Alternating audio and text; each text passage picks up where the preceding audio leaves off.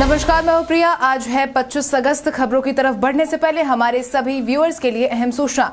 अगर आप रोजगार की तलाश में बैठे हैं और आपको रोजगार से जुड़े समाचार की तलाश है तो आप हमारे YouTube चैनल GOVPVT को सब्सक्राइब करें, जिसका लिंक आपको स्क्रीन पर दिख रहा होगा। ज्ञात हो, हमारे चैनल पर आपको डेली प्राइवेट से लेकर सरकारी नौकरी की ताजा जानकारी मिलेगी। अब चलिए बढ़ते हैं सुर्खियों की ओर। आज से पूरे बिहार में लागू होगा अनलॉक 6। बसों में मनमाना भाड़ा वसूलने वालों पर अब होगी कार्रवाई। बाढ़ प्रभावित इलाकों में अनाज की कोई दिक्कत नहीं होने की कही गई बात। बिहार में बिजली चोरी के खिलाफ शुरू हुआ महाअभियान। मनोज वाजपेयी ने KRK के खिलाफ किया मामला दर्ज। अब चलिए बढ़ते हैं बिहार की 25 बड़ी खबरों की ओर विस्तार से। आज से पूरे बिहार में लागू होगा अनलॉक 6। अनलॉक 5 के बाद बिहार में आज से अनलॉक 6 लागू होने वाला है। हालांकि इस बार के अनलॉक में पहले के मुकाबले ज्यादा छूट दी गई है, जिसके तहत आज से कोरोना संक्रमण की स्थिति में सुधार को देखते हुए सभी दुकानें, प्रतिष्ठान, शॉपिंग मॉल, पार्क, उद्यान और धार्मिक स्थल सामान्य रूप से खुल सकेंगे। वहीं जिला प्रशासन की अनुमति से सभी प्रकार के सामाजिक, राजनीतिक, मनोरंजन, खेलकूद, सांस्कृतिक एवं धार्मिक आयोजन अपेक्षित सावधानियों के साथ आयोजित किए जा सकेंगे। इसके साथ ही क्राइसिस मैनेजमेंट ग्रुप की बैठक के बाद बताया गया है कि सभी विश्वविद्यालय, कॉलेज, तकनीकी शिक्षण संस्थान और विद्यालय यानी कि पहली से लेकर 12वीं कक्षा तक के साथ साथ कोचिंग संस्थान भी सामान्य रूप से खुलेंगे। हालांकि इस दौरान उन्होंने संभावित तीसरी लहर से सचेत रहने की चेतावनी दी है। इरकॉन ने निकाली रिक्तियां। इरकॉन ने ग्रेजुएट अप्रेंटिस, डिप्लोमा अप्रेंटिस के कुल मिलाकर 32 पद पर आवेदन की मांग की है। इन पदों के लिए अनुशासन की बात करें तो सिविल, इलेक्ट्रिकल, S&T तय की गई है। इसके साथ ही अगर हम शैक्षणिक योग्यता की बात करें तो अभ्यर्थियों के पास प्रासंगिक विषय में इंजीनियरिंग में स्नातक में डिग्री होना अनिवार्य है। इच्छुक और योग्य उम्मीदवार अंतिम तारीख 13 सितंबर 2021 तक आधिकारिक वेबसाइट www.ircon.org पर जाकर आवेदन भर सकते हैं। इसके साथ ही आप इन पदों से जुड़ी तमाम जानकारी नीचे डिस्क्रिप्शन बॉक्स में दिए गए URL से जाकर ले सकते हैं। बिहार में बीमा कंपनियों पर होगी कार्रवाई।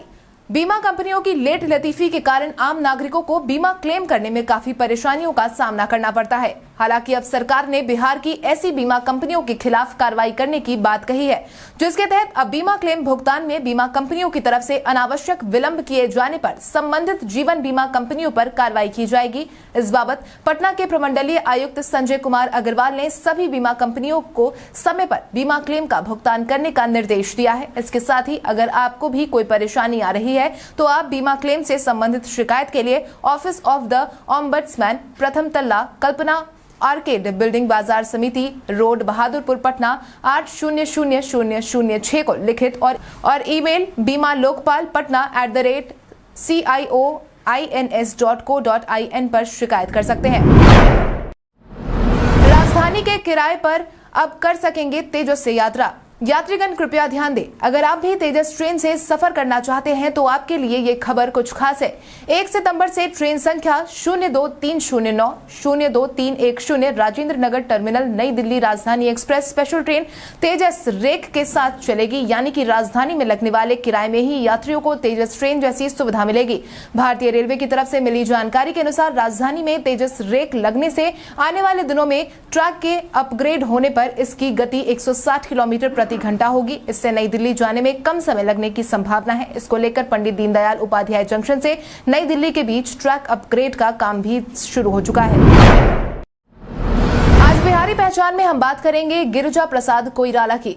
गिरिजा प्रसाद कोइराला का जन्म सहरसा, ब्रिटिश इंडिया में हुआ था। तब उनका परिवार वहां निर्वासन में रह रहा था। उनकी पढ़ाई लिखाई भी भारत में ही हुई है। दिल्ली विश्वविद्यालय के किरोमिल कॉलेज से उन्होंने उच्च शिक्षा प्राप्त की। वो नेपाल के शीर्ष राजनेता एवं नेपाली कांग्रेस के पूर्वाध्यक्ष थे। वो 4 बार नेपाल के प्रधानमंत्री रह चुके हैं। गिरिजा प्रसाद कोइराला का राजनीतिक सफर 6 दशक से भी ज्यादा लंबा रहा। नेपाल के माओवादी संघर्ष से निजात दिलाने और उन्हें राजनीति की मुख्य धारा से जोड़ने में कोइराला ने अहम भूमिका निभाई। उनके करिश्मे की वजह से ही माओवादियों और 7 राजनीतिक दलों के बीच 12 सूत्री समझौते का खाका तैयार करना संभव हो सका था और नेपाल में हिंसा के लंबे दौर की समाप्ति हुई थी। मुख्यमंत्री नीतीश कुमार ने दी 3 स्टेट हाईवे की सौगात। बिहार को मुख्यमंत्री नीतीश कुमार ने बीते दिन कई सौगात दी है, जिसके तहत उन्होंने बिहार के 3 एसएच और 1 बाईपास का लोकार्पण किया। इस दौरान उन्होंने अपने आवास से वर्चुअल रूप से इसका शुभारंभ किया। हालांकि इस दौरान डबल डेकर का शिलान्यास होने की उम्मीद जताई जा रही थी। हालांकि पथ निर्माण विभाग के अपर मुख्य सचिव अमृतलाल मीना ने बताया कि 31 अगस्त को इसका शिलान्यास होगा। इसके साथ ही राज्य के दूसरे डबल डेकर फ्लाईओवर का निर्माण भी शुरू हो जाएगा। काम शुरू होने के 3 साल के भीतर निर्माण पूरा कराने का लक्ष्य है। इस फ्लाईओवर के एक फ्लाईओवर से आने तो दूसरे से जाने की व्यवस्था होगी। औरंगाबाद दरभंगा एक्सप्रेसवे के लिए पटना में हुआ भूमि का अधिग्रहण। औरंगाबाद दरभंगा एक्सप्रेसवे को लेकर डीएम डॉक्टर चंद्रशेखर सिंह की अध्यक्षता में हुई प्रोजेक्ट मॉनिटरिंग कमेटी की समीक्षा बैठक का आयोजन करवाया गया था। बैठक में औरंगाबाद दरभंगा एक्सप्रेसवे के लिए सरकारी जमीन और रैयती जमीन की सूची बनाकर सरकारी भूमि का हस्तांतरण के लिए सीधे अपर समाहर्ता के कार्यालय को उपलब्ध कराने का जिला प्रशासन ने एचएचआई को निर्देश देने की बात कही थी, जिसके तहत पटना जिले के धनरुआ और फतुहा अंचल में 12 मौजा में कुल 205 एकड़ भूमि का अधिग्रहण हो रहा है, जिसका 3G प्रस्ताव एनएचएआई को भेज दिया गया है। बिहार में बिजली चोरी के खिलाफ शुरू हुआ महाअभियान। बिहार में बिजली चोरी के खिलाफ महाअभियान की शुरुआत कर दी गई है, जिसके तहत विभाग ने 18 सर्किल में जांच के बाद बीते 12 दिनों में लगभग 5,35,87,949 रुपए की जुर्माना राशि वसूल की है, जिसमें आरा, भागलपुर, पूर्णिया, जमुई, औरंगाबाद, बेगूसराय, पेशू पश्चिमी, पेशू पूर्वी, गया, सासाराम, पटना ग्रामीण, किशनगंज, छपरा पूर्वी, छपरा पश्चिमी, सिवान, महाराजगंज, गोपालगंज और मीरगंज शामिल है। बिजली विभाग की तरफ से मिली जानकारी के अनुसार सबसे अधिक वसूली पटना पूर्वी, पटना पश्चिमी और पटना ग्रामीण से हुई है।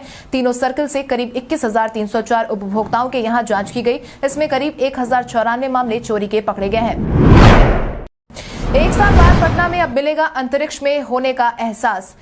राजधानी पटना वासियों को अब पटना में ही अंतरिक्ष में होने का एहसास 1 साल के बाद मिलने वाला है, क्योंकि 1 साल से बंद पड़े श्री कृष्ण विज्ञान केंद्र में दर्शकों के लिए इसे खोल दिया गया है। दर्शकों की सुविधा के लिए दोपहर 1:45 से 3:45 तक 3 शो की व्यवस्था की गई है। हालांकि इस बार विज्ञान केंद्र की गैलरी SOS में दर्शकों को अब नई चीजें देखने को मिलने वाली है। SOS गैलरी के संचालक के अनुसार पहले जहां नासा से आई कुछ घंटों की पुरानी तस्वीरें दर्शकों को दिखाई जाती थी, वहीं अब देश से लेकर पूरे विश्व में कितने लोग एक्टिव इंटरनेट मीडिया का यूज करते हैं, इसके बारे में भी जानकारी दी जाएगी। इतना ही नहीं, इस बार समुद्र के अंदर की हलचल और एयर ट्रैफिक के बारे में भी विशेष जानकारी दी जाएगी। बाढ़ प्रभावित इलाके में अनाज की कोई दिक्कत नहीं होने की कही गई बात। बीते दिन बिहार सरकार की खाद्य आपूर्ति मंत्री लेसी सिंह ने यह दावा किया है कि बाढ़ प्रभावित इलाकों में लगातार अनाज पहुंचाया जा रहा है। इसके साथ ही उन्होंने ये भी आश्वस्त किया है कि गरीबों को राशन मिले और उन्हें भोजन की कोई दिक्कत न हो, इस बात का ख्याल रखा जाएगा। हमें अच्छे से पता है कि फिलहाल बिहार में बाढ़ की समस्या है, बड़ी आबादी के सामने भोजन की समस्या उत्पन्न हो गई है। लिहाजा खाद्य आपूर्ति विभाग की यही कोशिश है कि हमारे अधिकारी किसी न किसी माध्यम से बाढ़ प्रभावित जगहों तक पहुंचे और लोगों को अनाज मुहैया कराए। मंत्री ने इस बाबत कहा है कि बाढ़ प्रभावित इलाके में लोगों को किसी भी तरह की समस्या न हो, इसका पूरा ख्याल रखा जा रहा है। बसों में मनमाना भाड़ा वसूलने वालों पर अब होगी कार्रवाई। बिहार में कोरोना के नाम पर सार्वजनिक परिवहन वाहनों में दोगुना भाड़ा वसूली करने वाले बस संचालकों की जानकारी लगातार सामने आ रही थी। हालांकि अब ऐसे बस चालकों के खिलाफ कार्रवाई शुरू होने वाली है। इस बाबत परिवहन सचिव संजय कुमार अग्रवाल ने सभी जिला परिवहन पदाधिकारी और मोटर यान निरीक्षण को दिशा निर्देश जारी कर दिया है। साझा की गई शिकायतों में ये कहा गया कि जब 50% क्षमता के साथ बसों का संचालन हो रहा था, तब भी दोगुना भाड़ा लिया जा रहा था, और अब जबकि पूर्ण क्षमता के साथ बसों का परिचालन किया जा रहा है, फिर भी दोगुना भाड़ा ही लिया जा रहा है। जिसके बाद अब परिवहन मंत्री शीला कुमारी की माने तो बस चालकों की तरफ से मनमाना भाड़ा वसूल किए जाने से यात्रियों को कठिनाइयों का सामना करना पड़ रहा है। जल्द ही इस पर कार्रवाई होगी।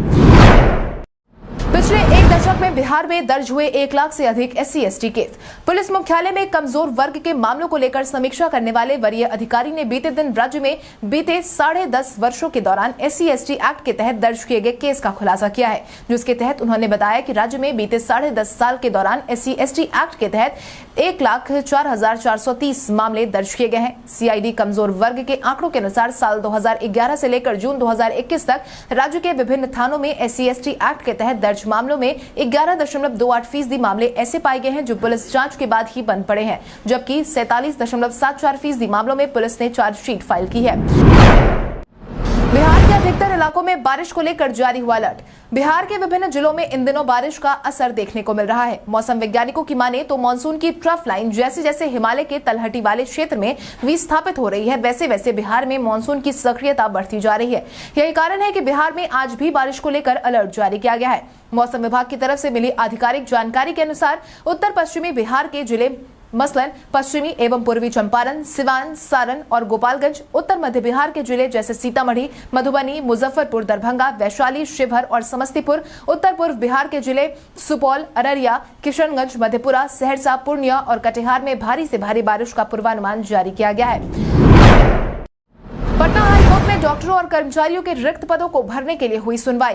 बीते दिन पटना हाईकोर्ट में डॉक्टरों और कर्मचारियों के रिक्त पदों को भरने के लिए सुनवाई होने वाली थी, लेकिन सुनवाई के दौरान इस मामले को लेकर होने वाली हियरिंग को टाल दिया गया। ज्ञात हो, पटना हाईकोर्ट ने पहले ही कोरोना की संभावित तीसरी लहर को ध्यान में रखते हुए ईएसआईसी मेडिकल कॉलेज और हॉस्पिटल में डॉक्टरों, नर्सिंग स्टाफ, कर्मचारी समेत अन्य रिक्त पदों को भरने के संबंध में अस्पताल प्रशासन और राज्य सरकार को हल्फनामा दायर करने का निर्देश दिया था। साथ ही राज्य सरकार से भी इस बाबत ब्यौरे की मांग की थी। राज्य सरकार ने कोर्ट में हल्फनामा दायर कर बताया कि पटना समेत पूरे राज्य में सभी लोगों को निःशुल्क कोविड से बचाव के लिए टीका दिया जा रहा है, जिसके बाद अब अगली सुनवाई 1 सितंबर को की जाएगी, जिसमें राज्य में कॉन्ट्रैक्ट के आधार पर कार्य करने वाले स्वास्थ्य कर्मियों के मामले पर भी सुनवाई की जाएगी।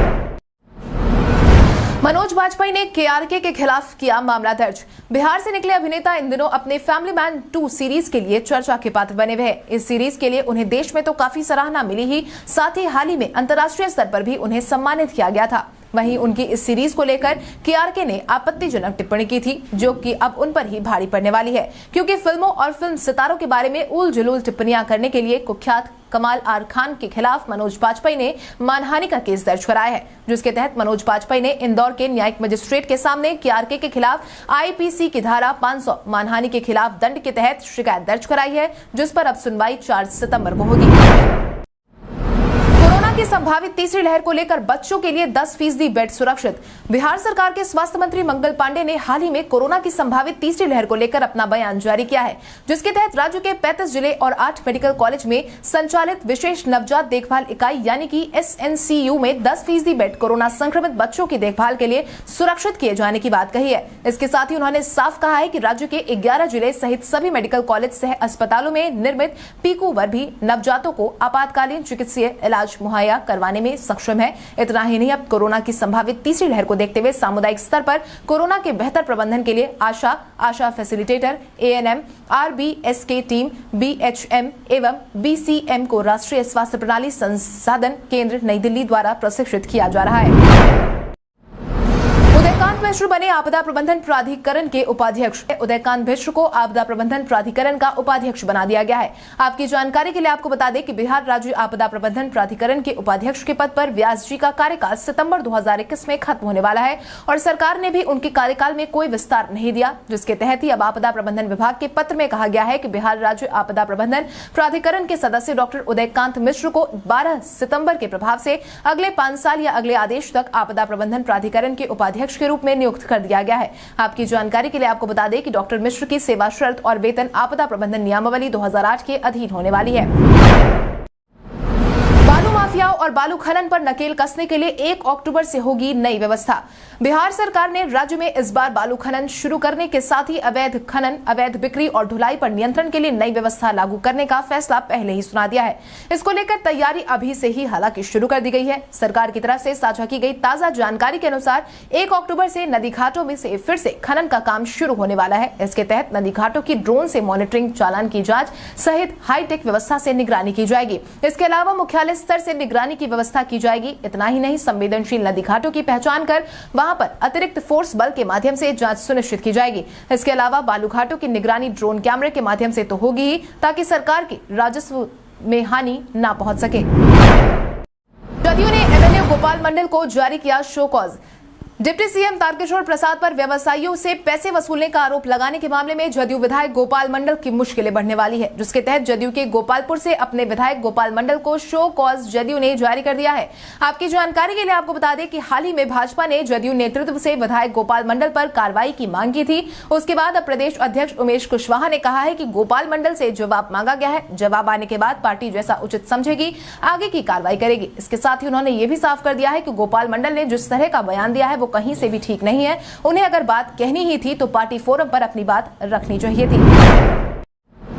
तेजस्वी यादव ने केंद्र सरकार पर साधा निशाना।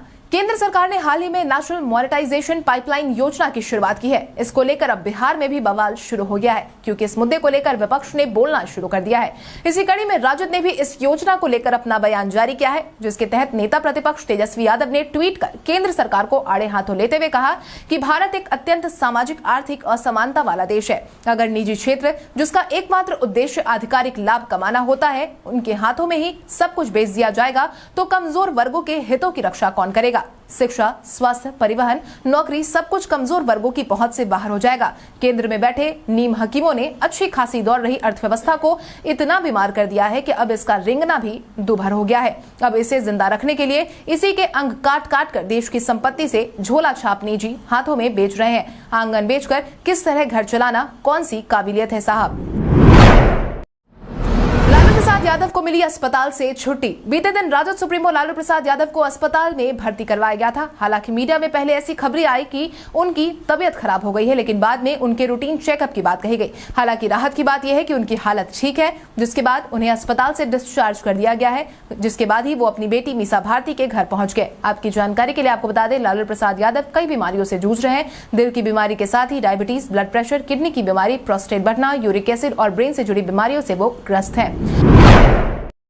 भारत के इतिहास में आज की तारीख कई कारणों से दर्ज। अलाउद्दीन खिलजी ने 1303 में चित्तौड़गढ़ पर कब्जा किया था। बंगाल के क्रांतिकारियों ने 1914 को कलकत्ता में ब्रिटिश बोर्ड पर हमला कर 50 माउजर और 46,000 राउंड गोलियां लूटी थी। म्यांमार अहिंसावादी नेता ऑंग सान सू की मोर्चा लेकर 1988 में रंगून आज के दिन पहुंची थी। प्रसिद्ध राजनेत्री संजय गांधी की पत्नी मेनका गांधी का जन्म 26 अगस्त 1956 को आज के दिन हुआ था। भारत रत्न सम्मानित मदर टेरेसा का जन्म 26 अगस्त 1910 को हुआ था। प्रसिद्ध विधिवेता, शिक्षा प्रेमी, रचनाकार और बंगाल भाषा के प्रसिद्ध कवि और संगीतकार अतुल प्रसाद सेन का निधन 1934 में आज के दिन हुआ था। प्रसिद्ध स्वतंत्रता सेनानी एवं हिंदुस्तानी सेवा दल के संस्थापक NS हार्डिकर का निधन 26 अगस्त 1975 को आज के दिन हुआ था। आईसीसी WTC की रैंकिंग में पहले स्थान पर पहुंचा भारत। इंटरनेशनल क्रिकेट काउंसिल यानी ICC ने विश्व टेस्ट चैंपियनशिप में नए चक्र की अंक तालिका का ऐलान कर दिया है। WC के नए सत्र की पॉइंट टेबल में टीम इंडिया शीर्ष पर है। पिछले विश्व टेस्ट चैंपियनशिप के चक्र में भी टीम इंडिया काफी समय तक पहले स्थान पर बनी हुई थी। मिली जानकारी के अनुसार टीम इंडिया ने एक मुकाबला जीता है, जबकि एक मैच भारत का ड्रॉ रहा था। दूसरे नंबर पर पाकिस्तान की टीम है, जिसने एक मैच अपने नाम किया है। तीसरे पायदान पर वेस्ट इंडीज की टीम है, जो विश्व टेस्ट चैंपियनशिप में जीत का खाता खोल चुकी है। चौथे पायदान पर इंग्लैंड की टीम है, जो भारत के खिलाफ टेस्ट सीरीज खेल रही है। गूगल मैप की टक्कर में आया देसी पता मैप। गूगल मैप की टक्कर देने के लिए देसी नेविगेशन ऐप पता आ गया है। यह ऐप गूगल मैप से एक कदम आगे है। पता ऐप में यूजर खुद अपने घर के पते का जियो टैग कर पाएंगे।